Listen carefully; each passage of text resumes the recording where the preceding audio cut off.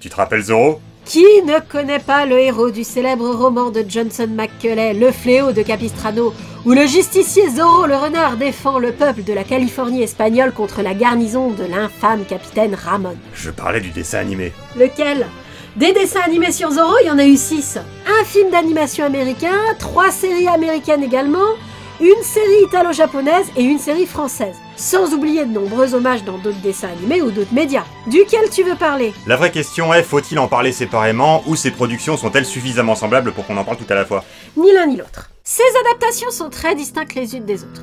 Mais il ne faut pas pour autant en parler séparément car elles sont toutes, comme d'ailleurs les adaptations de Zorro en live action, des versions différentes d'un même ensemble mythologique, si j'ose dire, qui constitue la légende de Zorro. Oui, une première chose à dire sur Zorro, c'est que son folklore n'est pas semblable à celui, disons, de Batman, qui a non seulement son nom, Bruce Wayne, qui est toujours le même, mais aussi ses personnages secondaires qui ont toujours les mêmes noms et les mêmes attributs, etc., et où c'est la philosophie générale qui peut varier un peu. Non, Zorro, c'est une idée générale très simple et pourtant très spécifique, autour de laquelle n'importe quel détail peut varier du tout au tout. Cette idée simple, la voici.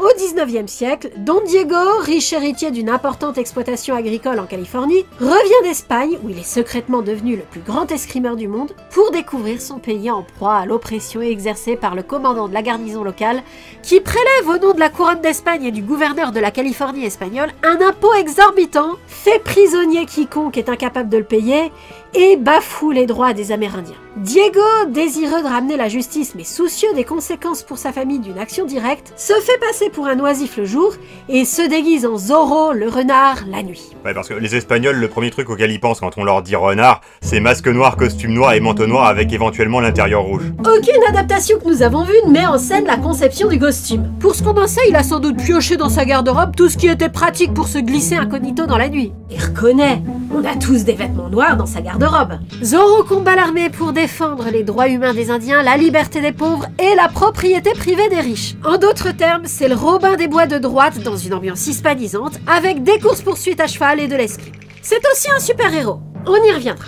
Autour de cette idée, il y a un certain nombre d'éléments communs aux multiples adaptations. Zorro a un sidekick qui est plus ou moins muet, plus ou moins amérindien et plus ou moins vieux, un père plus ou moins tourmenté par l'oisiveté de son fils, un love interest plus ou moins actif dans l'intrigue et plus ou moins lié à une famille opposée au régime despotique de l'armée, et un gros sergent de la dite armée plus ou moins méchant. Chacun de ces éléments peut emprunter totalement ou par petites proportions aux deux adaptations les plus influentes. 1. Le premier film muet de 1920, Le Cygne de Zorro, contemporain du premier roman, qui introduit la marque du Z faite par Zorro à même la peau et mettant en scène le capitaine Ramon et le méchant sergent Gonzalez, ainsi que Lolita Pulido dans le rôle de la love interest, et où le but à long terme de Zorro est de soulever les propriétaires terriens contre l'oppresseur. Et 2. La série Disney avec Guy Williams dans le rôle d'un Zorro qui ne marque d'un Z que les vêtements, mettant en scène Bernardo, le sidekick de Zorro dans un rôle de pantomime, le commandant Monastorio et le gentil sergent Garcia, ainsi que plein de personnages féminins éphémères, mais en particulier Elena Torres, la fille d'Ignacio Torres, dans le rôle de la fille du riche dissident. Et il y a un deuxième arc avec un super terroriste, l'Aigle, qui est une sorte de Ra's al Ghul avant l'heure, avec des sbires super vilains. Je le mentionne parce qu'une des séries animées l'adapte librement. On y reviendra. Le film de 1920 est minimaliste, c'est un film muet, mais le voir n'est pas du tout superflu quand on s'intéresse à Zorro. Certaines de ses spécificités sont reprises sur un ton de connivence dans les parodies, ce qui signifie que son héritage fait partie des références culturelles communes des Américains, et véritablement les dessins animés sont autant tributaires de ce film d'origine que de ce que Disney en a fait dans les années 50. Il faut le savoir, Zorro a fait l'objet de bien des adaptations en film depuis, trop nombreuses pour qu'on puisse les voir toutes, mais le premier a un caractère fondateur. Une première chose à dire sur les adaptations animées elles-mêmes est que, bien que la plupart soient très convenables, aucune ne vaut la série Disney. Plus exactement, sa première saison. La série Zorro Disney, avec son générique iconique que tout le monde connaît, est une série de 78 épisodes, répartie en 2 saisons de 39 épisodes. La première saison, qui date de 1957, est répartie en 2 arcs.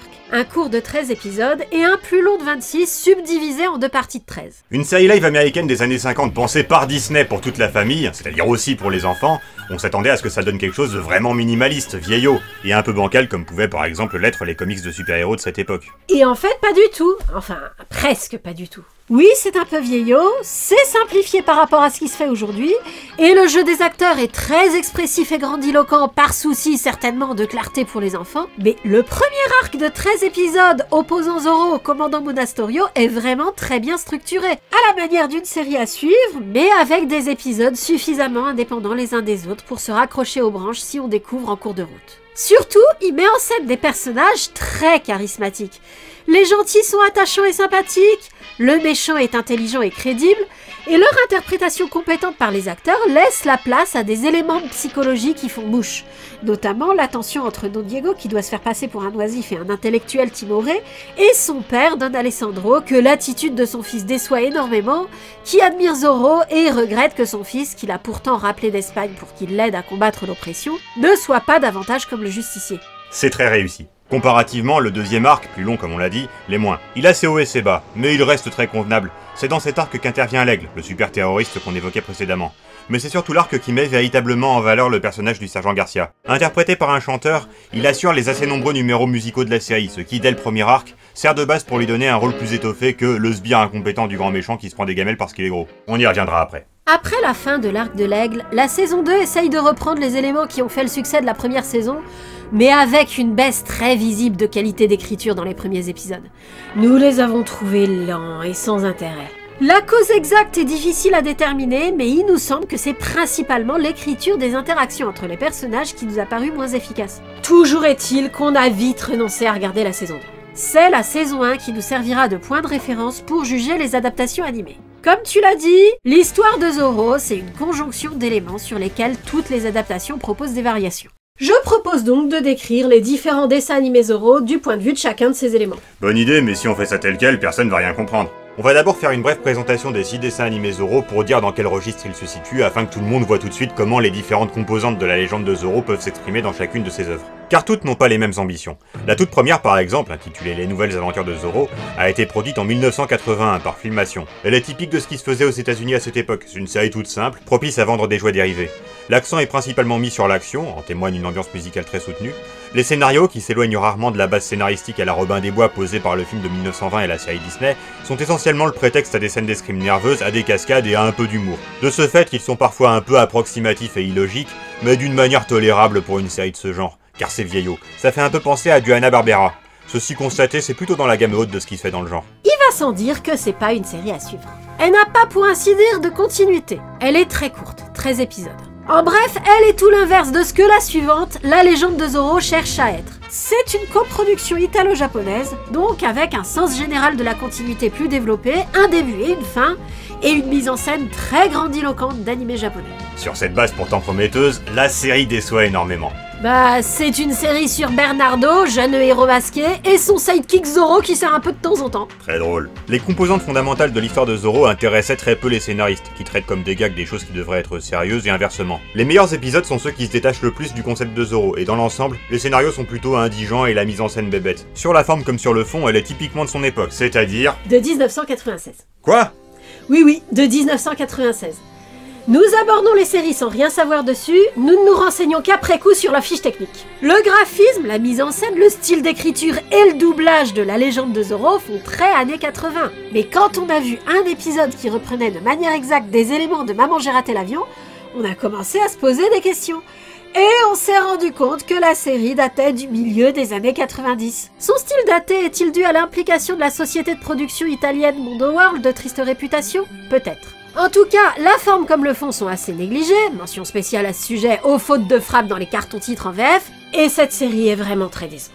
Elle est pourtant quasi contemporaine de la série Zorro, produite par Warner Bros en 1997, qui l'est beaucoup moins. Il s'agit d'une version années 90 de la série Filmation, avec un accent beaucoup plus important mis sur le scénario. La profondeur des personnages n'atteint pas celle de la série Disney, mais s'en rapproche bien plus que dans les deux séries animées susnommées. Surtout, c'est davantage une série de super-héros, avec une plus grande variété de problématiques, de super-vilains et... de possibilités scénaristiques. Le surnaturel existait déjà dans La Légende de Zoro, mais il intervient plus fréquemment dans la série Warner Bros. Ces deux adaptations sont les deux seules parmi les 6 dessins animés à mettre en scène du surnaturel de façon explicite. Plus haute en couleur que la série Filmation, mais moins vainement grandiloquente que La Légende de Zoro, La série Warner Bros se situe plutôt dans la bonne moyenne des séries d'action-aventure de la fin des années 90.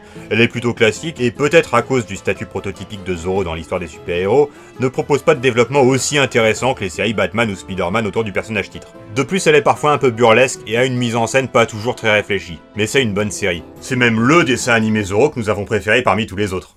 C'est donc avec l'enthousiasme que nous a procuré cette série que nous avons abordé la suivante, Génération... Non.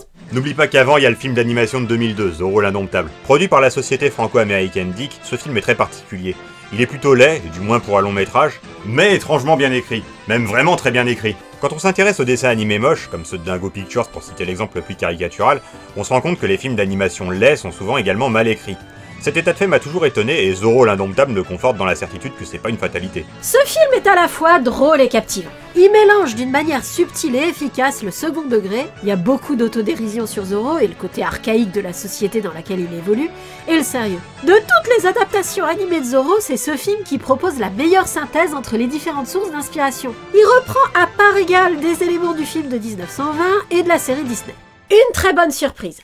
Tu me laisses parler de Génération Z maintenant ? Oui, Génération Z, bah c'est le Batman la relève de Zorro. En théorie, l'action a lieu dans le passé. Les wikis précisent que la série se passe en 2015. Nous n'avons pas relevé de dialogue le précisant dans les épisodes eux-mêmes, mais ce qui s'y passe est cohérent avec l'idée que l'action a lieu dans un futur proche, à part que les tests ADN existent depuis 100 ans. Bon, peu importe. On y suit Diego de la Vega, alias Zorro 5ème du nom. Heureusement que j'ai dit tu me laisses parler. Cette série-là aussi déçoit, mais pas pour les mêmes raisons que la légende de Zorro. Elle déçoit parce que, justement, on espère la version Zorro de Batman la Relève ou de Fantôme 2040, et qu'à la place, on a essentiellement une comédie superficielle avec un personnage titre antipathique comme on se le permet dans une comédie de ce genre. Ça, on y reviendra. Cette déception, nous avons continué de la ressentir pendant toute la série. Elle contient tout de même des éléments intéressants, qui sont pour beaucoup des versions actualisées et futurisées. Ah bah non, vu que c'est le passé proche. Actualisées donc d'éléments de l'histoire de Zorro. De plus, si l'animation n'est globalement pas très jolie, les chorégraphies de baston nous ont, elles, fait une impression de réalisme qui est plutôt bienvenue dans du Zorro. Mais il est difficile de profiter de ces éléments étant donné que le traitement général des choses est... enfantin. Je vois pas d'autres mots. Des détails de fond qui permettraient de rendre les situations crédibles et de faire exister l'univers manquent. Nous avons parfois eu l'impression que la série aurait été substantiellement meilleure avec des épisodes de 40 minutes plutôt que de 20, et les réactions des personnages, leurs situations émotionnelles sont tellement basiques qu'on a du mal à les comprendre. Mais donc, il y a tout de même des éléments intéressants qu'on sera amené à détailler plus tard. Reste la dernière et non la moindre, la série française des années 2010, Les Chroniques de Zorro. Une série semi à suivre à la française, avec une gestion de la complexité à la française au service de personnages mi-comiques mi-sérieux, dans une adaptation un peu façon Land First Quest de la série Disney. Et d'un graphisme hideux. Sérieusement, regardez-moi ces chevaux! Soyons justes, c'est surtout les animaux qui sont en pâte à modeler. Et il y a pas mal de recyclage de séquences. Mais à côté de ça, la 3D permet à l'animation des chorégraphies de combat d'être très fluide, comme dans Land First Quest. Cependant, en effet, dans le style de Land First Quest est plus réussi, tant sur la forme que sur le fond. Mais Les Chroniques de Zorro est une série plutôt efficace, avec un début et une fin, une continuité forte comme dans la série Disney, et beaucoup d'enjeux au long cours et de méchants récurrents différents pour une série Zorro. Le point fort de cette série, c'est ses personnages. Elle le sait, et d'ailleurs elle en abuse. Un épisode sur deux introduit un nouveau personnage, au point que ça devient compliqué de les utiliser tous. Mais elle les utilise, et avec brio. Le résultat est donc que cette série a à la fois les meilleurs personnages de support pour Zorro, mais aussi les meilleurs méchants par rapport aux autres séries animées, et possiblement la mise en scène la plus intéressante de l'oppression du peuple par l'armée. On y reviendra aussi. Son style comédie adolescente dessert un peu l'ensemble. Avec un ton plus sérieux, nous l'aurions préféré à la série Warner Bros. Mais en tout cas, une bonne série à voir en dernier parce qu'elle est très aboutie. Attention, parler d'aboutissement s'agissant de Zorro ne revient pas à parler de complexité ou de modernité, mais plutôt de structure d'épisodes, d'évolution des situations et d'interaction entre personnages.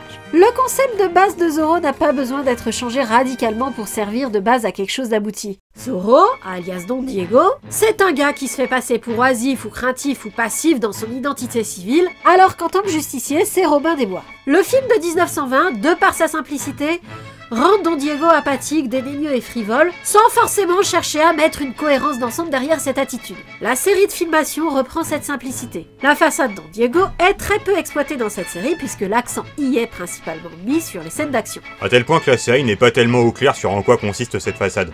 Le générique indique que Zorro se fait passer pour un trouillard, tandis que dans les épisodes eux-mêmes, c'est pas du tout qu'il prétend avoir peur, pour reprendre l'expression du générique, c'est qu'il se fait passer pour suprêmement paresseux et indifférent au monde qui l'entoure, et ennuyé par toute conversation situations impliquant Zoro. Ce personnage de nul est joué sans nuance parce qu'il n'est pas le point focal des épisodes, ce sont les scènes de Zoro qui le sont. Le Zoro de la série est lui aussi très basique.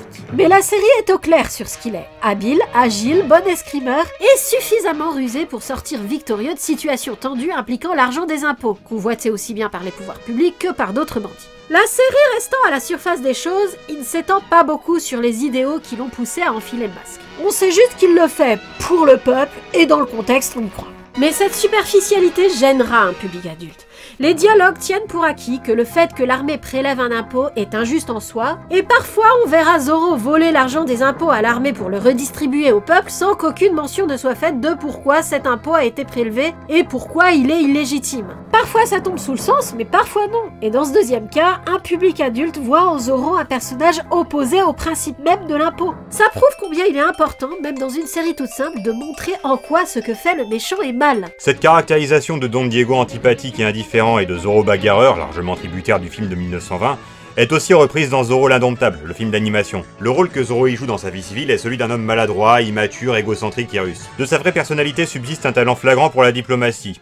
Et pour la drague. Réellement intéressé par la love interest sur laquelle on viendra, il se rend volontairement antipathique pour maintenir la façade qui lui permet de ne pas être soupçonné d'être Zoro, mais ne peut se résoudre totalement à se la mettre à dos. S'il s'en rend volontairement antipathique en tant que Diego, ce n'est pas pour maintenir la façade, mais parce qu'il compte parallèlement s'en faire aimer en tant que Zoro, en la draguant en tant que Zoro. Parce que c'est sous sa vraie personnalité, celle de Zoro, qu'il préfère lui plaire.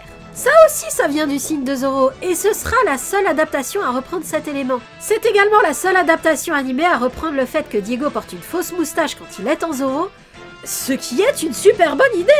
Autre bonne idée du signe de Zoro que seul le film dit que reprend, le justicier campé dans Zoro l'Indomptable est non seulement habile, agile, bon escrimeur et rusé, mais il est surtout suffisamment sage pour savoir que son intervention ne suffira pas à long terme, et qu'il doit, pour mettre fin à l'oppression, convaincre les caballeros de se rebeller. Mais là où le Zoro du signe de Zoro se contente de discours inspirés, le Zoro de l'Indomptable, fin psychologue, préfère les manipuler façon Kyoshi de Kuroko's Basket pour les amener à la conclusion qu'ils doivent se soulever contre le gouverneur de la Californie. Même s'il s'en rend volontairement antipathique en tant que Diego, il sait également convaincre son père tête brûlée comme dans le Disney de ne pas s'attirer d'ennui. Le Diego de Zoro l'Indomptable est une version plus complexe de celui des nouvelles aventures de Zoro de Filmation, mais il partage avec celui-ci d'être un rôle antipathique joué par le vrai Diego, dont la seule vraie personnalité agissante est celle de Zoro. En effet, le Zoro de Filmation agit toujours en tant que justicier masqué.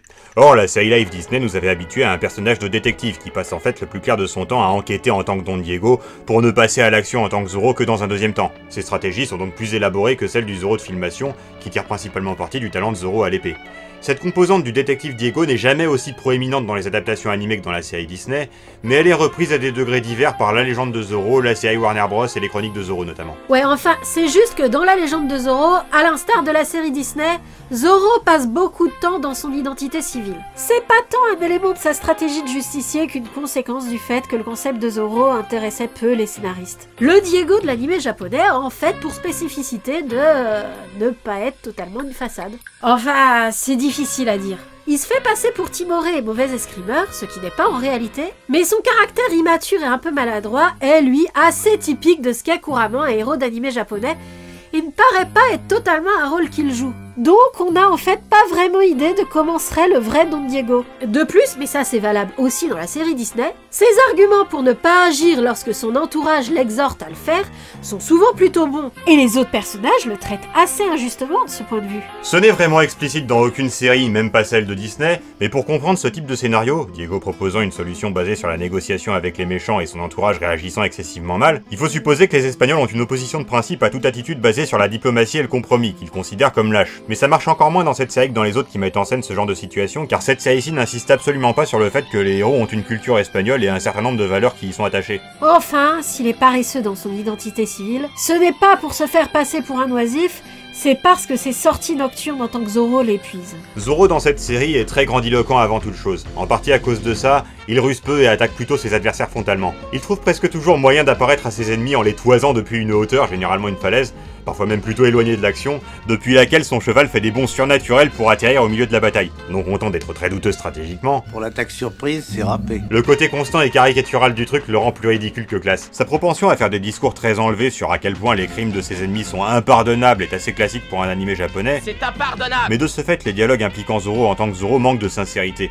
et on a du mal à imaginer que Diego maladroit et flemmard est une personnalité feinte, et le justicier théâtral le vrai visage de notre héros. D'un point de vue technique, outre l'animation dont on a déjà parlé, les scènes de bagarre rompent trop avec l'ambiance d'escrime que la série Filmation, malgré ses limitations, avait su préserver. La backstory de Zoro, toute adaptation confondue, c'est qu'il a été rappelé par son père d'Espagne où il a fait ses études. C'est là qu'il a appris l'escrime. C'est là qu'il est devenu un virtuose. Dans la série Disney, pour dissimuler cet état de fait, il prétend avoir consacré ce temps passé en Espagne à s'instruire dans des domaines intellectuels et fait mine d'être devenu un érudit. C'est suffisamment vrai d'ailleurs pour qu'il joue ce personnage de façon crédible. Parmi les adaptations, les chroniques de Zoro reprennent un peu ça, mais aucune n'utilise autant cet élément que la série Warner Bros.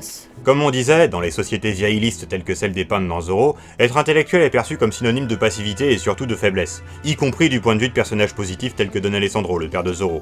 Diego le sait, et c'est pourquoi dans la série Disney il se fait passer pour un intellectuel. Il sait que ça l'exclut par défaut de la liste des suspects pour l'identité secrète de Zoro. Or dans la série Warner Bros, Diego ne simule pas d'être un intellectuel, il en est réellement un. C'est là qu'il faut qu'on vous avoue que la série Warner Bros, nous en avons vu la majorité des épisodes dans une langue que nous ne comprenons pas, l'espagnol. Et nous avons dû déduire le sens général des dialogues du contexte et à l'aide de quelques mots de vocabulaire que nous connaissons. Mais voilà, de ce que nous avons compris de l'épisode flashback où Diego raconte son origin story, dans cette continuité, il n'est pas devenu Zoro par peur des représailles que le capitaine Montesero exercerait contre sa famille s'il agissait en tant que Diego. Au contraire, c'est même parce qu'il redoute les représailles qu'il envisage à un moment d'arrêter d'être un justicier et de courir le risque d'être démasqué. Il est devenu Zoro parce que lorsqu'il est revenu d'Espagne pour apporter la prospérité à Los Angeles en tant qu'ingénieur, ses travaux ont été sabotés par les décisions arbitraires et oppressives de l'armée. Comprenant qu'il ne pouvait rien faire de légal pour s'y opposer, il est devenu un justicier. C'est une origine plus complexe et plus moderne pour le personnage, mais elle en respecte les fondamentaux. L'image qu'il renvoie de lui aux autres personnages est celle d'un intellectuel, ce qui pour eux est synonyme de faiblesse et de manque d'aptitude au combat. C'est le rôle que tient cette image dans l'intrigue qui est différent. D'une part, elle résume à elle seule les préjugés que l'entourage de Don Diego a sur lui. Il n'a pas besoin de surjouer la lâcheté ou la bêtise. Surjouer l'inaptitude à l'escrime suffit en général à préserver son secret.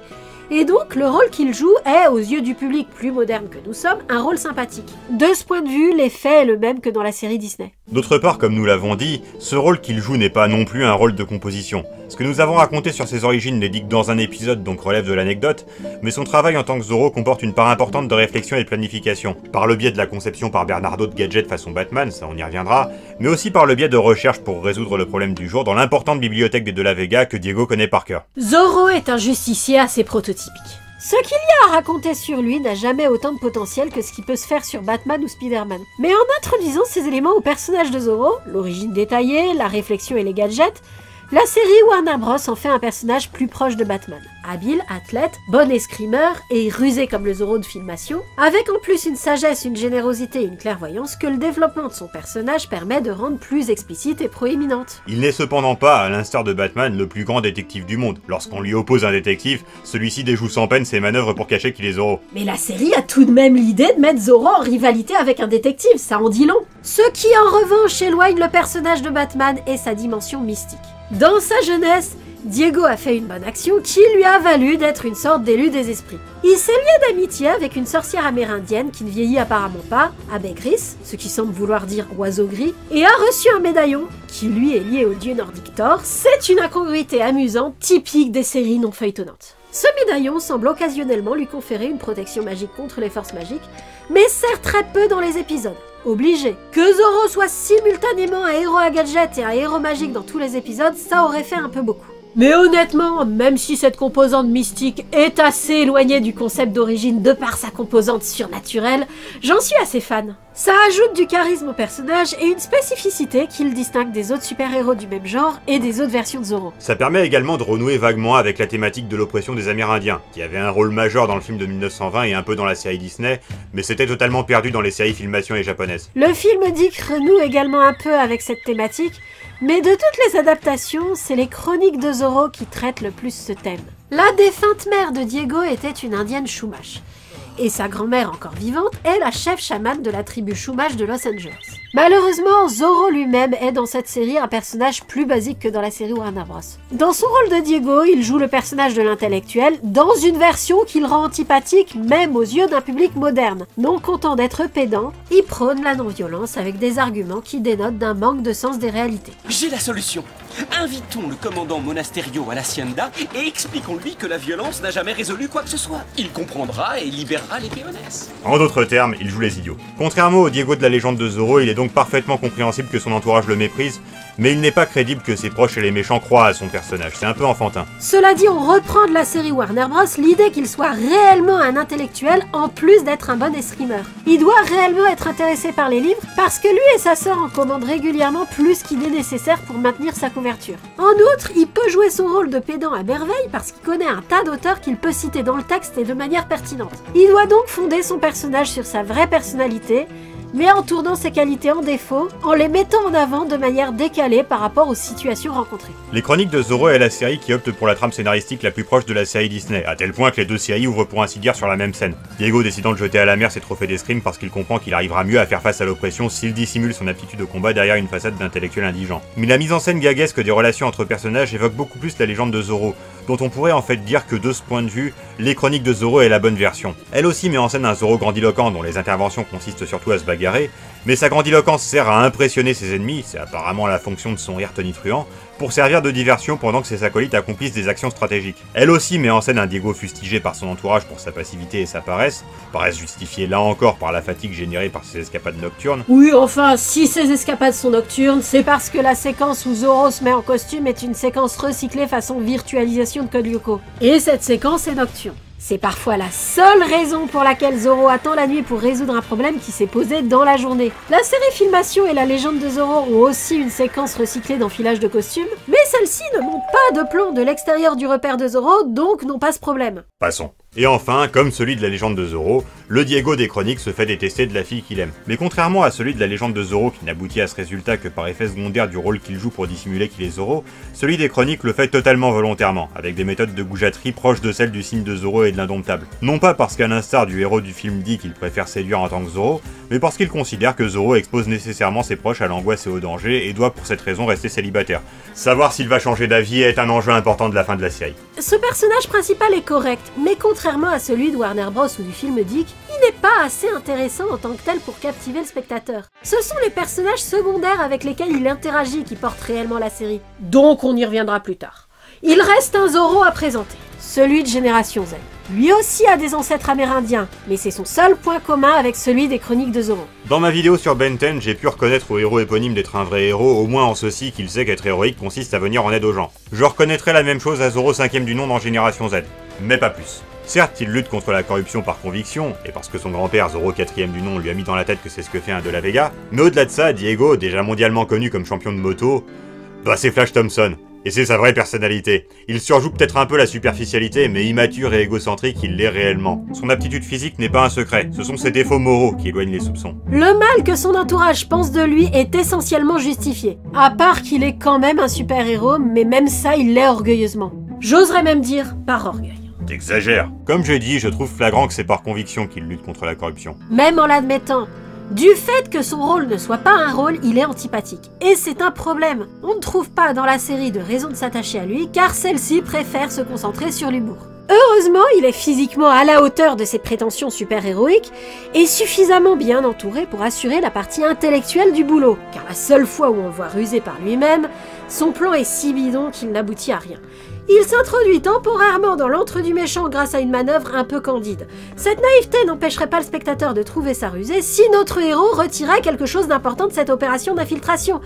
Mais il n'en fait quasiment rien, il n'apprend rien qu'il ne savait pas, ou qui lui permettrait d'améliorer ses chances à long terme contre son ennemi. Il parvient tout au plus à contrecarrer son méfait du jour, et encore, seulement parce qu'il a la chance que le méchant cesse de le surveiller. On ne retient donc de la ruse que son côté incroyablement naïf, qui est d'ailleurs probablement la seule cause de sa réussite, elle-même très relative. En d'autres termes, Zorro doit ses vrais succès importants à un travail d'équipe. C'est donc plutôt à ce travail d'équipe que doit se juger la série, et sur lequel il y a des choses positives à dire. En effet, Zorro n'est pas un héros solitaire, il est toujours assisté par un ou plusieurs complices qui partagent son secret. Le plus récurrent est Bernardo, qui dans la série Disney est muet et dans le film de 1920 est de surcroît amérindien apparemment. Avant de parler de l'équipe de Zorro dans Génération Z, ce serait bien de faire un tour d'horizon de ce que les adaptations animées plus proches du matériau de base ont fait de la Team Zorro. Le Bernardo muet est repris dans la série Warner Bros, dans Zorro l'Indomptable, dans les Chroniques de Zorro et bien sûr dans Génération Z. Les séries qui ne reprennent pas le Bernardo muet, elles font quoi à la place? La légende de Zorro l'utilise comme les premières BD Batman utilisaient Robin. C'est le sidekick enfant de Zorro, là pour que les enfants puissent s'identifier, dont la mise en scène adopte souvent le point de vue et qu'elle met souvent au centre de l'action. Ce concept est douteux, d'autant plus qu'en tant que sidekick, il se fait appeler Zorro Junior et est armé jusqu'aux dents, mais au-delà de ça, c'est un des rares personnages principaux à être correctement campé. Passer la difficulté de croire à une telle autonomie chez un personnage si jeune, on peut le trouver intéressant du fait qu'il prend des initiatives pertinentes et du fait que c'est lui qui, dans son identité civile de Bernardo, discute avec le peuple opprimé, notamment avec les autres enfants qui adoptent sans recul le point de vue de leurs parents ou subissent indirectement les injustices qui leur sont faites ou au contraire celles qu'ils commettent. Ce genre de choses ayant davantage intéressé les scénaristes que le super-héroïsme de Zorro, Bernardo a davantage intéressé les scénaristes que les autres personnages principaux. Mais n'a rien à voir avec le Bernardo muet de Disney. Le Bernardo de la légende de Zorro est Robin, là où un Bernardo normal est plutôt Alfred. Et la série Filmation? La série Filmation aussi opte pour un sidekick façon Robin qui n'est pas muet, mais un sidekick adulte cette fois-ci. Dans son identité civile, il s'appelle Miguel et est le valet de Don Diego. Mais en costume, il... Oh là là, on sait bien que les séries américaines de cette époque servent souvent à vendre des jouets, mais là... Bon allez, soyons justes. Rose et jaune pour être l'équipier d'un héros en noir, en soi c'est pas pire que vert et rouge pour assister à un héros bleu et gris. Miguel est le seul Bernardo à ne pas s'appeler Bernardo, et aussi le seul Bernardo à porter autre chose lorsqu'il est déguisé qu'un costume de Zorro, éventuellement taille enfant. En tant que super-héros, il n'a juste pas de nom. C'est une série très simple du début des années 80, il n'a pas de rôle développé, il est juste là. Et encore, il n'est pas présent dans la séquence recyclée où Diego met son costume, il le rejoint toujours après, et à part dans l'occasionnel épisode où il a un rôle plus important, il est possible que les scripts ne tiennent aucun compte du fait qu'il soit présent dans la scène, car la plupart du temps, les autres personnages parlent de Zorro au singulier même quand il est accompagné et que ça fait une différence majeure qu'il le soit. Il aurait été ajouté a posteriori dans des scénarios déjà écrits pour un Zorro tout seul que ça ne se passerait pas autrement. Il arrive qu'on dise Zorro et son complice, mais jamais rien qui désigne Miguel de façon plus spécifique. Zorro l'appelle juste Amigo. Très bizarre, mais c'est tout ce qu'il y a à dire. Zorro a un complice pour les scènes d'action et pour lui donner la réplique, voilà tout. Le Bernardo muet des autres séries n'est jamais totalement similaire au personnage interprété par Gene Sheldon dans la série Disney, même s'il en reprend le concept. Le Bernardo de Disney a une dimension comique proéminente que, par exemple, le Bernardo de Warner Bros n'a pas du tout. Le Bernardo de Disney s'exprime en mime, tandis que celui de la Warner s'exprime par écrit. Il est plutôt discret parce que Zorro a d'autres associés dans cette série. Mais c'est un ingénieur hors pair et c'est lui qui fait du Zorro de Warner Bros un héros à gadgets. C'est le Q de James Bond. Il en conçoit un nouveau approprié à la situation dans un grand nombre d'épisodes. Corpulent, il ne se fait jamais passer pour Zorro, contrairement au Bernardo des autres séries. Il a un look amérindien, mais il nous semble que rien d'explicite n'est dit à ce sujet. Le look amérindien, déjà présent dans le film de 1920, est repris dans Zorro l'Indomptable. Celui-ci, plus vieux, plus mince et avec une jambe de bois, n'est pas un ingénieur mais un maître d'armes. C'est lui qui a formé Zorro au combat, ou au moins lui a permis de se perfectionner. Comme dans le film de Zorro, on ne connaît pas le passé de notre héros dans ce film, donc on ne sait pas si Bernardo a toujours été son mentor. Mais si, devant le reste du monde, il est le valet de Don Diego, dans la tanière secrète du renard, c'est lui qui détient l'autorité. Aucune mention explicite ne sera faite sur son ethnicité, mais sa love interest est amérindienne. Ce qui est curieux, c'est que des 6 Bernardo animés, il est le seul à avoir une intrigue romantique qui, quoique survolée, parce que c'est un long métrage et pas une série, aboutit à quelque chose, alors qu'il est le plus vieux et que le Bernardo de Génération Z et des Chroniques sont jeunes et sexy. Dans la série Zorro de Disney, un aspect central du personnage de Bernardo est que Don Diego le fait passer pour sourd en plus d'être muet, pour qu'on parle librement en sa présence et qu'il puisse ainsi espionner les conversations. Les Chroniques de Zorro est la seule adaptation animée à vraiment reprendre ça et à élaborer dessus, en fournissant une justification à ce que Bernardo, que tout le monde savait muet mais pas sourd lorsqu'il est parti pour l'Espagne avec Diego, soit également devenu sourd. La série lui donne également un nom de famille, Velasquez, et le rend comparable à Diego en termes d'âge, d'aptitude physique et de compétences à l'escrime. Physiquement semblable à Zorro, il remplace Diego dans le costume une fois. La série française reprend également du feuilleton Disney son côté pantomime, en lui faisant faire des tours de prestidigitation. Mais dans l'ensemble, il joue un rôle moins important que celui du feuilleton Disney car il n'est dans les Chroniques de Zorro pas le seul sidekick de Zorro. Et l'autre, la sœur de Diego, Inès, n'est pas muette, donc est davantage sur le devant de la scène. La mise en scène nous fait anticiper une intrigue romantique entre Bernardo et Inès, mais ça ne va jamais nulle part. C'est nul. D'un autre côté, dans une série comme les Chroniques de Zoro où chaque épisode introduit un nouveau personnage récurrent, j'exagère à peine, c'est assez normal que certaines pistes soient abandonnées en cours de route. Inès est assez unique dans les œuvres sur Zoro, où les personnages féminins positifs ont tendance à toujours être plus ou moins des love interest pour Zoro. Inès reprend des rôles qui peuvent, dans d'autres séries, être donnés à des love interest de Zoro, ça on y reviendra, mais aussi des rôles plus comparables à ce que peut faire Don Alessandro, le père de Zoro, dans les autres adaptations. Elle gère la comptabilité de l'Hacienda et de la Vega et s'occupe du troupeau. Mais c'est principalement un Bernardo. Elle prend le costume plusieurs fois en modifiant sa voix, elle sait se battre assez bien pour faire illusion, elle connaît les techniques de prestidigitation de sa grand-mère chamane des Chumash. Mais comme la série a la tendance précédemment mentionnée d'introduire de nouveaux personnages récurrents tout le temps, Inès n'est pas utilisée aussi souvent qu'on pourrait l'imaginer, car à partir du moment où on introduit une vraie love interest pour Zoro, qui est aussi une femme d'action, la série n'ose pas trop se servir des deux en même temps. C'est une phase qui finit par passer. Vers la fin de la série, les scénarios recommencent à se centrer davantage sur Inès. On lui met une amorce de romance avec le fils d'un méchant secondaire, mais c'est pas plus développé que ça,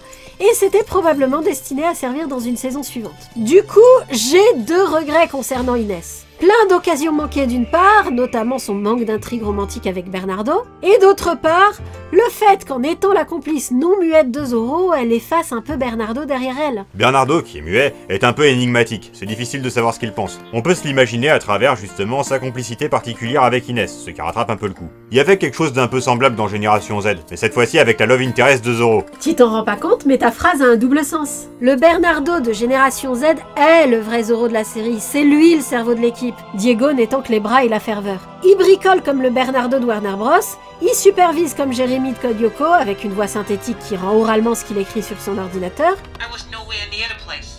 That's the problem. Neither was I. Et il jugule comme il peut les mauvais côtés de Diego. Ah, et comme il est physiquement semblable à Diego et athlétique comme lui, il met parfois le costume pour protéger l'identité secrète de Diego, ou quand celui-ci est blessé, ou encore quand notre héros fait un caprice et refuse d'aller faire son boulot. Malheureusement, ils ne sont pas identiques, et la série n'est pas du tout parfaite sur le plan technique. Donc il est fréquent que Bernardo en Zoro soit dessiné avec les cheveux de Diego en Zoro. Peu importe. Comme tu dis, ça rend ma phrase ambiguë parce qu'il y a effectivement une ambiguïté sur si Maria Martinez, la fille du grand méchant, est la love interest de Bernardo, avec qui elle a des affinités intellectuelles et avec qui elle discute en langue des signes, ou celle de Diego, qu'elle méprise dans son identité civile mais admire en tant que Zoro parce qu'elle se reconnaît dans ses idéaux. Mais au final, Bernardo ne se montre pas durablement intéressé par Maria. Ou en tout cas, il la laisse à Diego. Dans un épisode, il sort avec une méchante qui profite de lui, et aucune mention n'est faite d'un quelconque conflit entre ça et ses perspectives de relation avec Maria. Toujours est-il qu'en étant un personnage très positif, Bernardo rend la série un peu plus intéressante, mais a l'effet pervers de rendre Diego encore plus insupportable par comparaison. Ce gag, à supposer que ce soit un gag, ce qui est raisonnable vu que la série est plutôt humoristique mais pas si évident dans la mise en scène,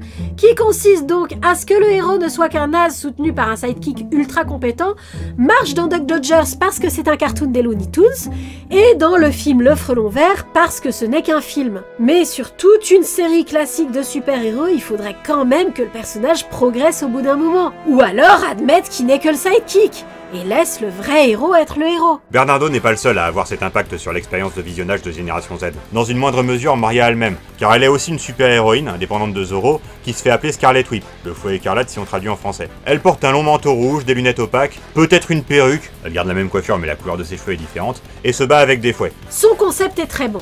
Et Génération Z est l'adaptation animée qui va le plus loin avec le personnage féminin principal. Comme la série est légère et enfantine, elle n'explicite pas assez le concept pour rendre le personnage aussi intéressant qu'il le devrait. Mais l'idée générale est la suivante. Maria est la fille du maire Martinez, un Lex Luthor, une fripouille, mais tout de même son père, qu'il aime et qu'elle aime un peu quand même en retour. Elle ne veut donc pas qu'il aille en prison, elle empêchera que ses malversations soient rendues publiques. Mais, sous l'alias de Scarlet Whip, elle l'empêchera de nuire autant que possible en sabotant ses opérations illégales. Elle est l'autre super-héroïne de Pueblo Grande, la ville où a lieu l'action, et rend Zoro superflu puisqu'elle peut le remplacer quand il est absent. Mais j'ai dit que cet effet de rendre le héros insupportable par comparaison, elle l'avait dans une moindre mesure, et c'est parce que, bien que compétente, elle ne l'est pas autant que le duo Bernardo-Diego. Elle est l'objet d'un faux triangle amoureux à la Ladybug avec Zoro. Elle méprise Diego mais aime Zoro. Zoro aime les deux, mais apparemment surtout Maria. Mais en fait on sait pas trop parce que vérité fausse numéro 2 et parce que série humoristique qui ne va jamais jamais loin dans les choses sérieuses. Ils sont rivaux sportifs. Elle aussi est championne de moto. Diego est le champion international, mais à domicile, c'est Maria la boss. Du fait de leur proximité et de leur rivalité, les deux se soupçonnent respectivement d'être Zoro et Scarlet Whip parce qu'ils laissent constamment des indices évidents. Le fait qu'il y ait deux Zoro, dont un muet par exemple, met un peu la puce à l'oreille à Maria. Et le fait que Scarlet Whip soit blessée en même temps que Maria met un peu la puce à l'oreille à Diego. Mais aucun ne veut croire que l'autre qu'il méprise tant est la figure héroïque tant admirée. Sauf Bernardo, qui probablement sait tout mais ne dit rien. C'est un peu grossier, redondant dans les épisodes de cette série pas à suivre, mais dans l'ensemble, ça fonctionne plutôt bien et mène à une conclusion de saison 1 qui est en fait un cliffhanger, très satisfaisante sur le plan des relations entre personnages principaux. La plupart des autres adaptations donnent un rôle actif et valorisant au personnage féminin principal romançable, mais aucun ne va aussi loin dans sa mise en avant. La série Filmation, cela dit, ne fait rien du personnage féminin. Elle apparaît vaguement dans les scènes où Diego est en civil pour fustiger sa paresse, mais on ne sait pas du tout ce qu'elle représente pour notre héros. Tant qu'à faire, la série aurait pu s'en passer. La fille a, au contraire, un rôle de premier plan dans la légende de Zoro. Elle s'y appelle Lolita Pulido, comme dans le signe de Zoro. Le problème, c'est qu'elle est insupportable.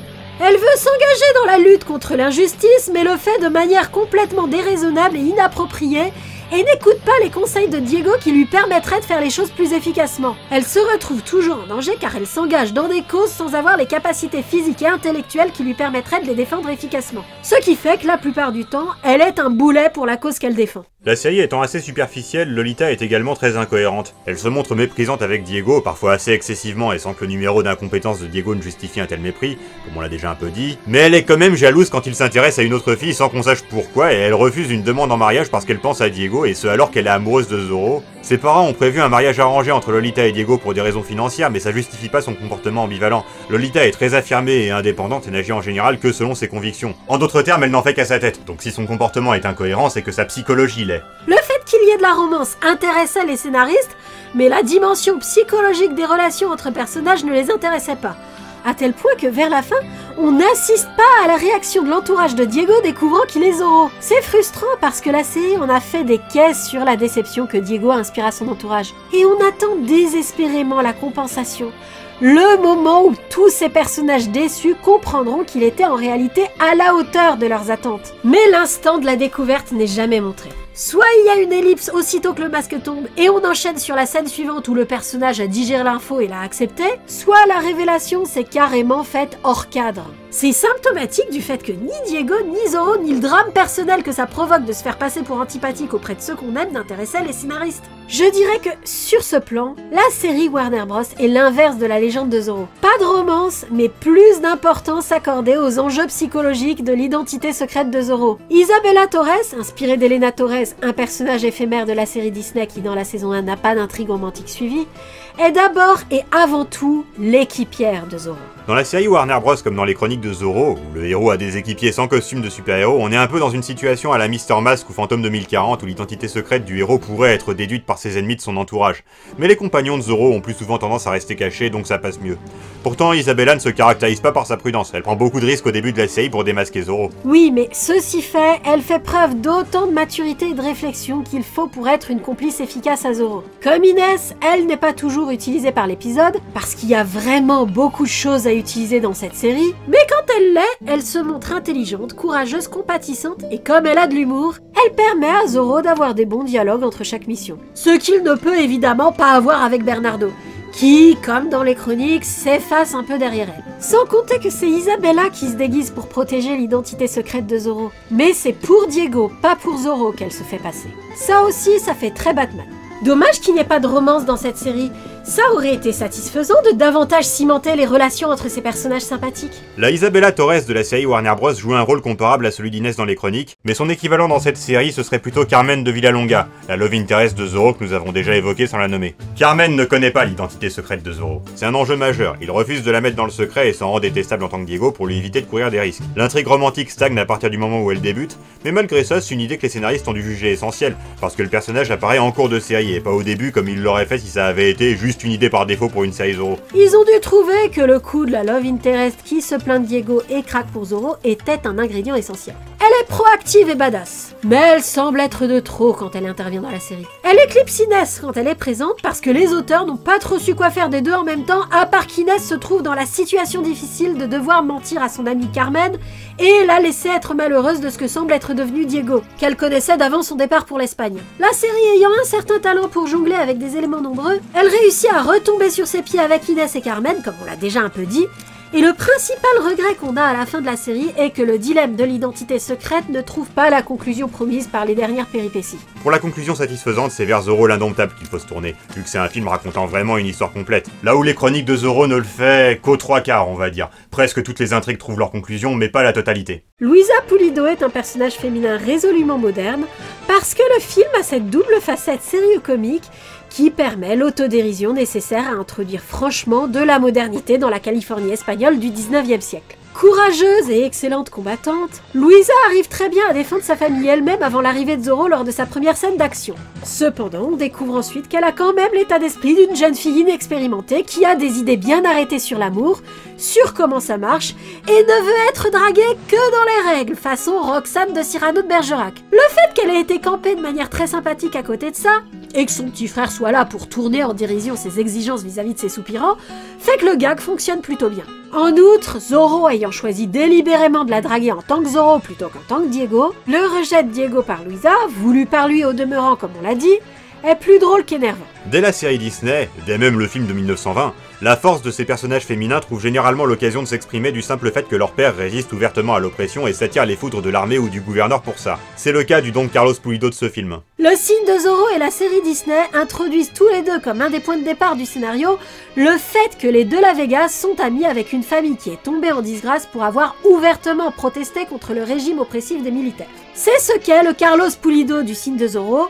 le Ignacio Torres de la série Disney, le Carlos Pulido de Zorro l'indomptable, et le Don Luis de Villalonga des Chroniques de Zorro, qui est un personnage plutôt comique, servant de comparse au père de Diego et de soutien à Carmen, sa fille. Ce n'est pas exactement ce qu'est le Ignacio Torres de Warner Bros, qui est très discret. Il sert de Jack William Dalton dans des scènes de caballeros opposés au régime de l'armée dont le père de Zorro est le principal représentant, mais sinon c'est sa fille Isabella, la grande gueule de la famille. Génération Z n'a évidemment pas la même dynamique, puisque c'est du méchant que Maria est la fille. Mais les De la Vega ont une branche de leur famille qui tient un rôle approchant. Inspiré par Zorro, le fils de cette branche de la famille, cousin de Diego, décidera finalement de lutter contre la corruption par le biais du journalisme. La série Filmation, qui ne fait rien du personnage féminin, n'a pas de personnage bien identifié de ce genre.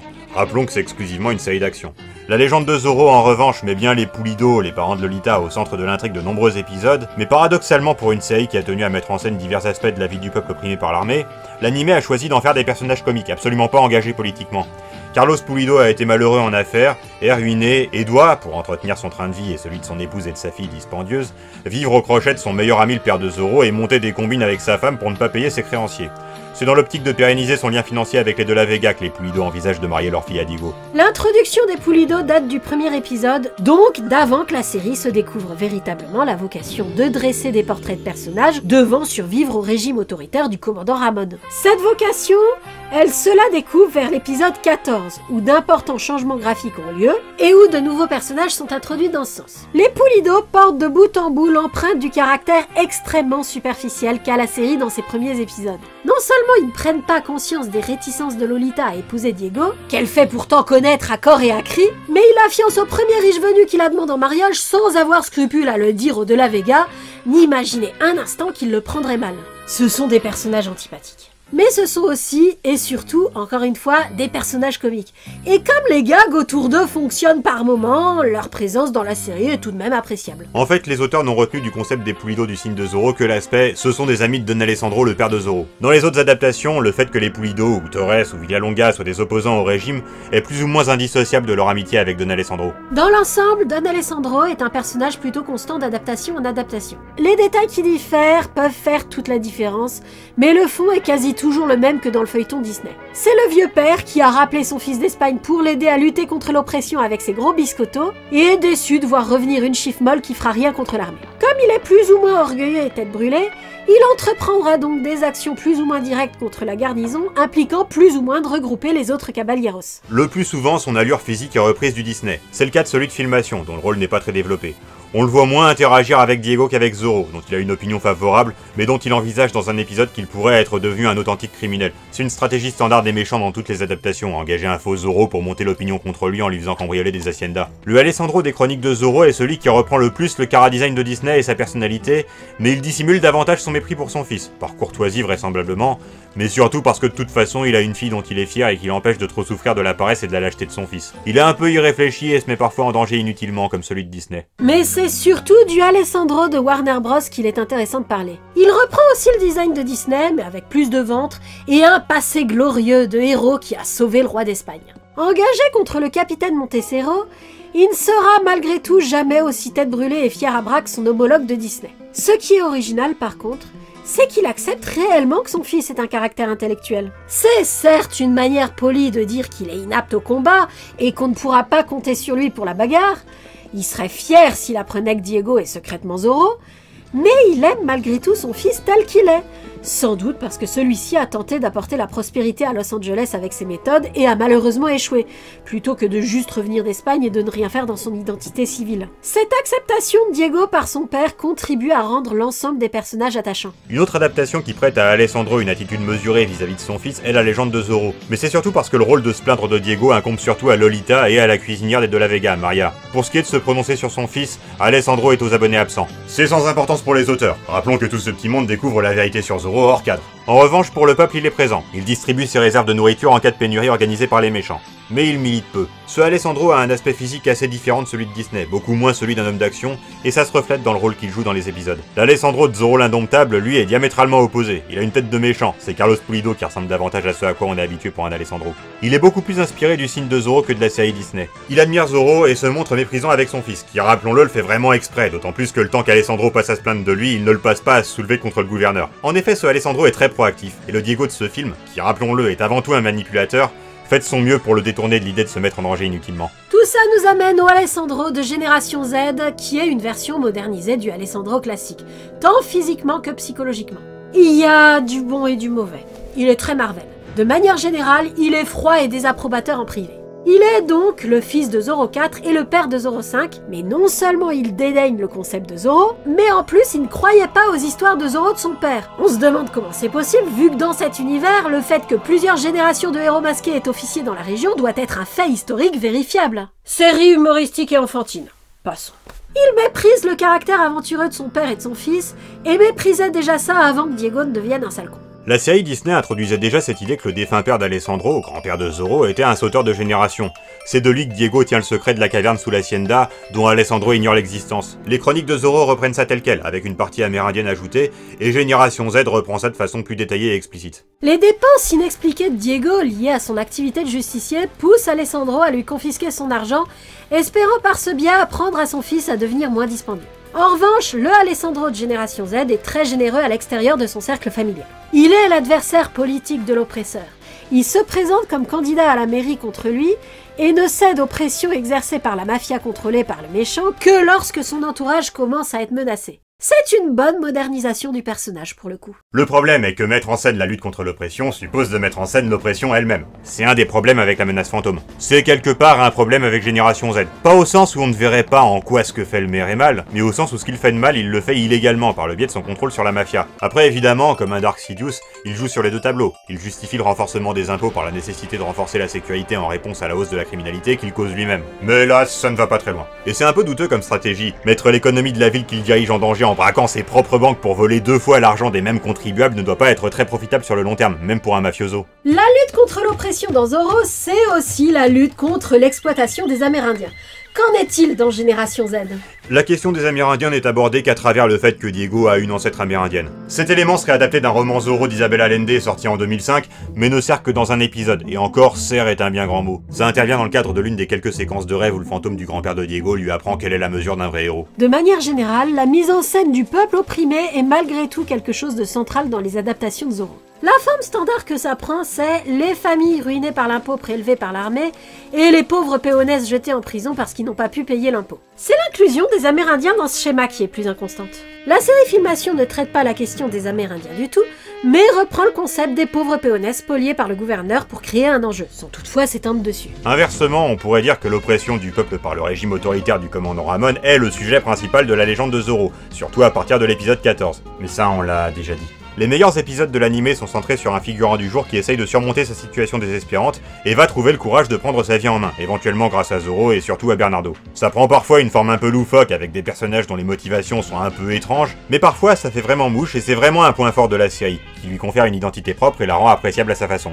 On peut regretter d'ailleurs que malgré son sens général de la continuité, la série n'utilise le plus souvent chacun de ses personnages que dans un épisode pour les oublier ensuite. La question des Amérindiens n'a en revanche pas intéressé les auteurs. 2 épisodes montrent des Amérindiens, dont on n'explore ni l'origine ni la culture, mais qui évoquent plus des peuples méso-américains que californiens, et qui servent surtout à faire des épisodes façon les mystérieuses cités d'or, pas à présenter l'aspect colonisation des choses. La série Warner Bros exploite beaucoup le thème de l'oppression, mais curieusement, pas tant façon Zorro ou Robin des Bois que façon série de super-héros plus moderne. Certes, il y a les pauvres péonesses, mais il y a aussi et surtout des victimes très diverses de périls très divers. Compagnie de chemin de fer menacée par un saboteur, prêtres victimes de pirates, villages victimes de bandits façon les 7 samouraïs, écrivains tourmentés par le diable et autres. De la même manière, les Amérindiens sont présents, mais pas pour illustrer une oppression systémique. Les personnages amérindiens sont là pour apporter une contribution individuelle. On a déjà parlé d'Abbé Gris, qui apporte une dimension mystique au rôle de Zorro que j'ai beaucoup apprécié. Elle a un jeune apprenti. Il y a également un autre indien magique dans un épisode. Cette redondance surprend dans une série américaine. On a déjà eu l'occasion de dire que c'est plus un truc de série française, comme on le verra avec les chroniques de Zorro d'ailleurs. Et comme dans la légende de Zorro, il y a un peuple méso-américain, mais sa présence en Californie est justifiée dans l'épisode pour le coup. Dans Zorro l'Indomptable, qui n'est pas une série mais un long métrage, l'oppression est vécue principalement par la famille Pulido, donc une victime de répression politiquement motivée, et par des Amérindiens qui travaillent à la mission de Los Angeles et recrutent leurs camarades pour se joindre à la rébellion à la fin. Il est seulement évoqué que Zorro est autant l'allié des Indiens que du peuple californien espagnol. C'est vraiment dans les chroniques de Zorro, qui est une série, qu'on dépeint une oppression prenant une forme proche de celle du feuilleton Disney.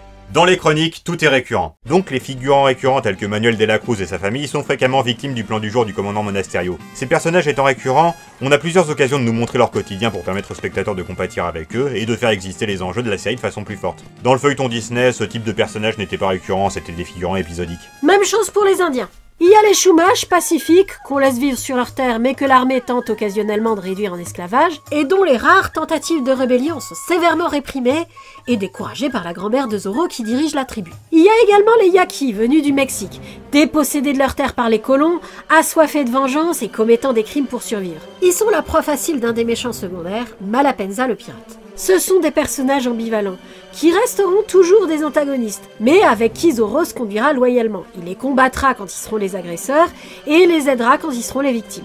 Donc vous avez bien compris, il y a 2 types d'Amérindiens. Redondance typique de séries françaises, source de complexité et de nuances.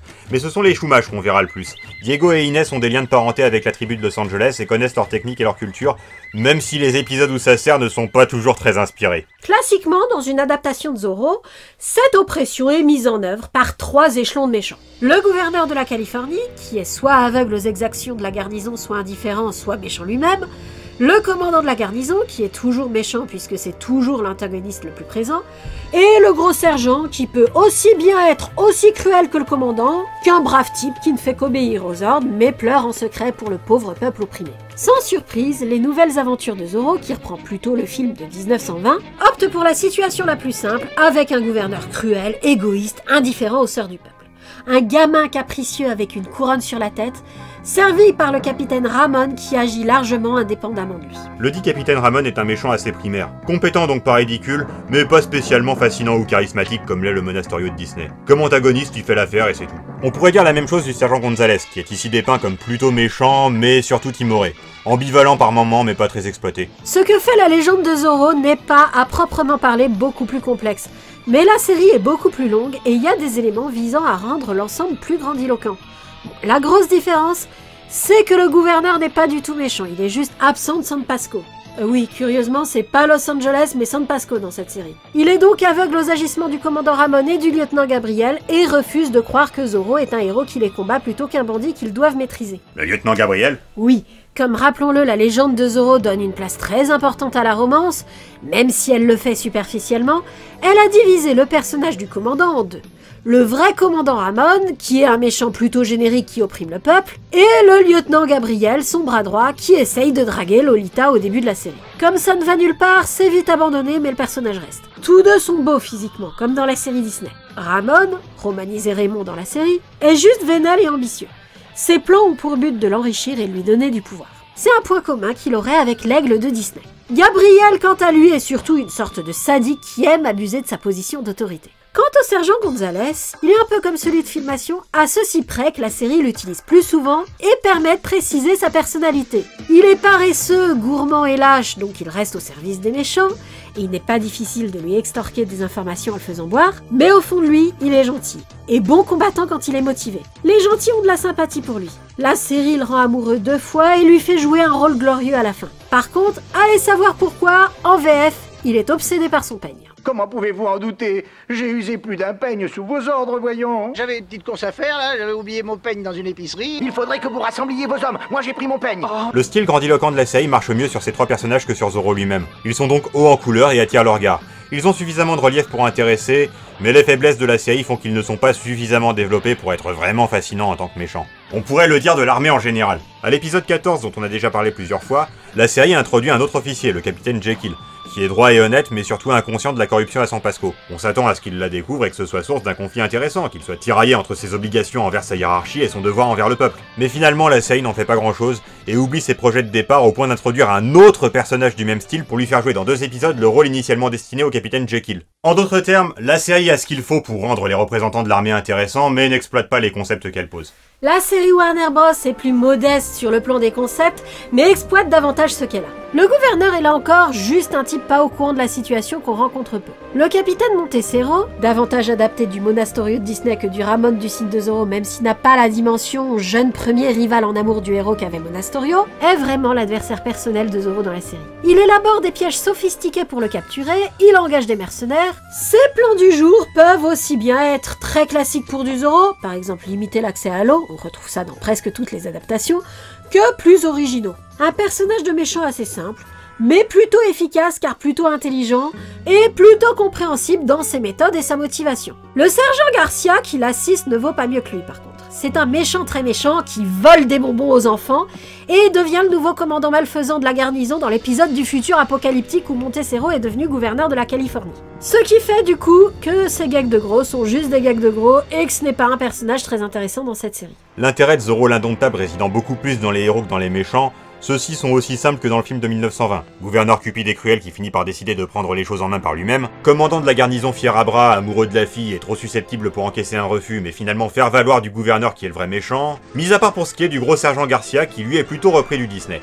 Gentil mais obligé d'obéir aux ordres. Son supérieur l'appelle babouin comme le fait le Monasterio de Disney. Cela dit, son seul acte de rébellion pour aider les héros consistera à les laisser fuir en prétextant leur mort probable pour leur donner une retraite. Inversement à Zoro l'Indomptable, les chroniques de Zoro reprend principalement la situation de Disney. Avec un sergent Garcia encore plus enfantin et dont la série ne semble pas complètement décidée sur si c'est un gentil qui obéit aux ordres ou un méchant très méchant, un commandant Monasterio plus primaire, mais un gouverneur dont le rôle a été un peu élaboré. Je précise. Pour le gouverneur, en fait, c'est un homme de paille frivole et dépourvu du sens des réalités, qui laisse Monasterio faire ce qu'il veut parce qu'il est fondamentalement indifférent au sort des Amérindiens, envers lesquels il est très raciste. Cependant, Diego sait faire valoir les intérêts du peuple et des Amérindiens contre ceux du commandant devant le gouverneur, qui l'écoute parce qu'il est riche et important, et qui comprend son attachement à la cause des Amérindiens parce qu'il le sait à moitié Chumash lui-même. Tu as dit également que le sergent Garcia des chroniques de Zoro était plus enfantin que celui de Disney. Est-ce vraiment le mot? Celui de Disney était déjà fondamentalement un personnage comique et simple. Oui, c'est le mot. Au sens où les chroniques de Zoro se focalisent sur les gags de gros, sur sa paresse, sur sa cupidité qui le pousse à vouloir capturer Zoro pour la récompense sur sa tête,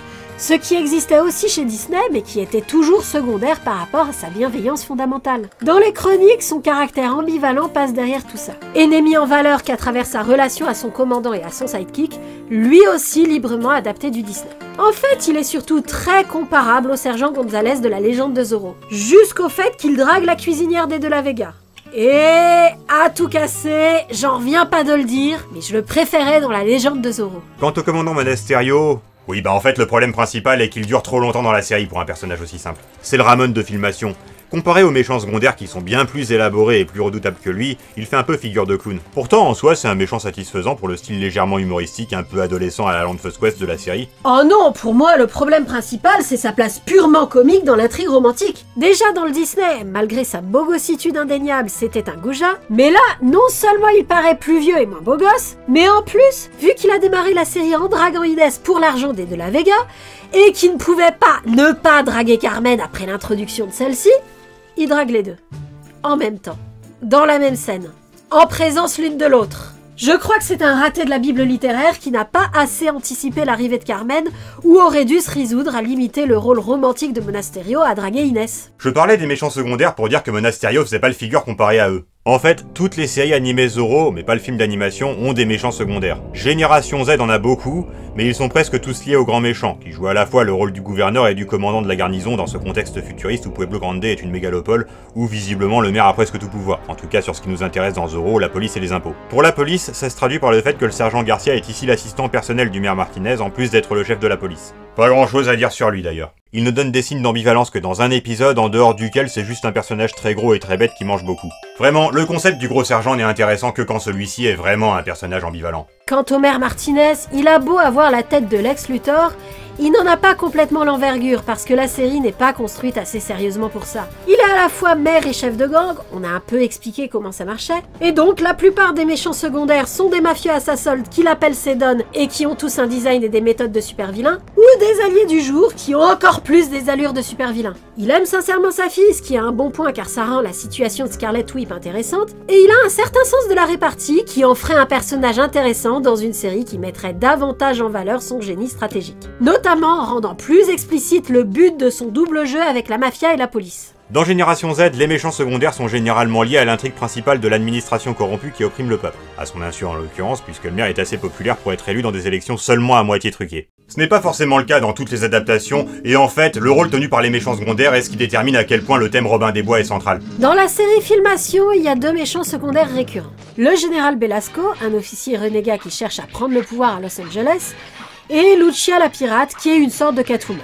Les deux ont en commun d'avoir des méthodes comparables à celles de Zorro, mais des objectifs égoïstes, et donc de former une sorte de contraste avec Zorro dans un cadre qui dévie très peu du thème Robin des Bois. Cela dit, Lucia sera tout de même une alliée de circonstances occasionnelles pour Zorro et Miguel. La légende de Zorro a un concept un peu original de méchants secondaires, la Compagnie des Indes du Sud. Une entreprise d'import-export implantée à partir du milieu de la série à San Pasco, qui se lance dans toutes sortes d'arnaques et de pénuries organisées avec la complicité du commandant Ramon. Ça a pour effet de donner plusieurs visages différents à la corruption et à l'oppression. Le bon potentiel de cette idée est rarement exploité de façon vraiment intéressante, et le dénouement de cette sous-intrigue est un peu spécial, on va dire. À part la Compagnie des Indes du Sud, la série a également quelques méchants secondaires épisodiques, parfois liés à la Compagnie des Indes du Sud, mais pas forcément, qui éloignent la série du thème Robin des Bois pour la rapprocher d'une série de super-héros plus typique. Ça, c'est la série Warner Bros qui le fait le plus, avec une foultitude de super-vilains du jour. Certains surnaturels, certains récurrents. L'intervention de ces menaces a souvent un rapport avec le capitaine Montecero, ou alors celui-ci essaye de se greffer à leur intrigue, mais leur diversité contribue à faire davantage ressembler cette adaptation de Zorro à une série de super-héros.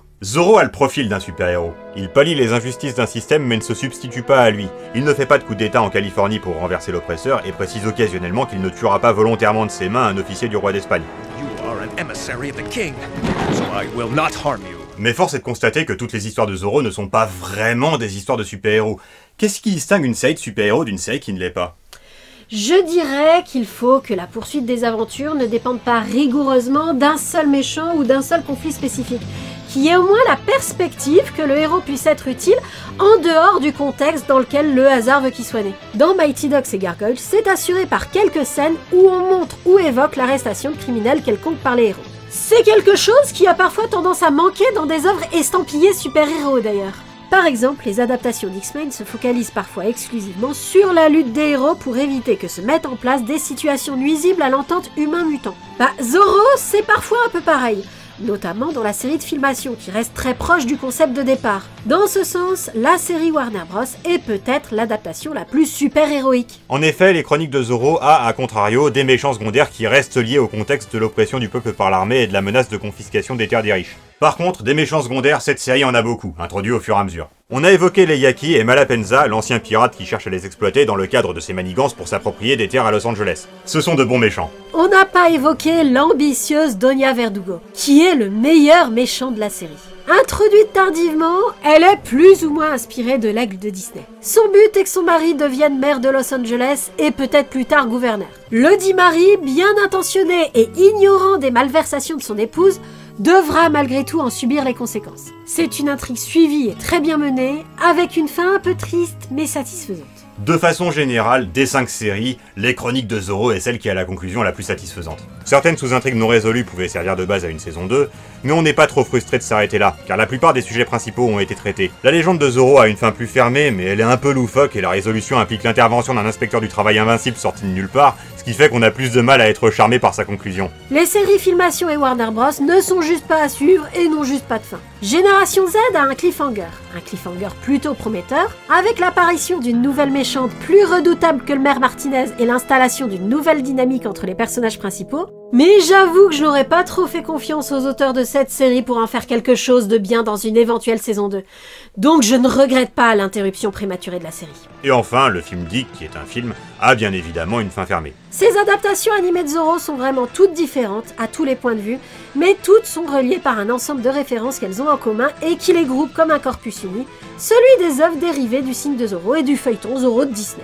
Les Nouvelles Aventures de Zorro est une série d'action, La Légende de Zorro est une comédie d'aventure superficielle mais faisant la part belle à la présentation de figurants vivant l'oppression de manière vivante et crédible, Zorro tout court de Warner Bros est une série de super-héros un peu standard mais captivante, Zorro l'Indomptable est un film fidèle aux sources mais mêlant astucieusement le sérieux à la dérision, Zorro Génération Z est une transposition bien pensée mais mal exécutée du concept de Zorro au XXIe siècle, et Les Chroniques de Zorro est une reprise moderne de la série Disney dans une mise en scène un peu comique, un peu adolescente, mais convaincante et efficace, sauf bien sûr pour ce qui est du graphisme. Aucune n'est un chef-d'œuvre. Toutes souffrent de défauts de forme ou de fond qui les placent en dessous des meilleures séries de leurs époques et des genres auxquels elles appartiennent.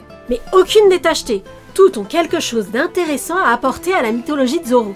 Toutes ces adaptations ne se valent pas. Certaines nous ont beaucoup plus convaincus que d'autres. Mais nous ne regrettons le visionnage d'aucune, car c'est en tant que corpus que l'adaptation de Zorro en dessin animé mérite qu'on s'en souvienne.